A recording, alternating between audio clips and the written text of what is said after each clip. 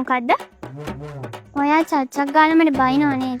පිස්සුදනේ චච්චොක් ගෑවෙනවා ඉතින් ඔයාලා කරන වැඩ වලට.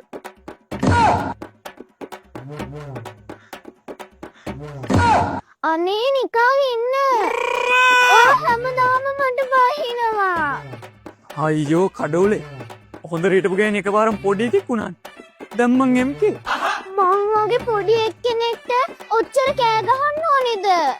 පුදුම බබාට මේ පිරිමි සංගතිය මාසරලා කොල්ලට සෝරි ලයින අවස්ථාවක් මේක. හරි. සෝරි සමාවෙන්න මට දෙරින්ග. ඔයා ගිතර දෙන්න මම මොකද කරන්න ඕනේ? සෝරි කියලා නම් මදි වෙයි ඉතින්. මේ වැඩ වන්දි ගෙවන්න වෙයි. චොකලට් එකක් දුන්න. අනේ චොක්ලට් එකක්.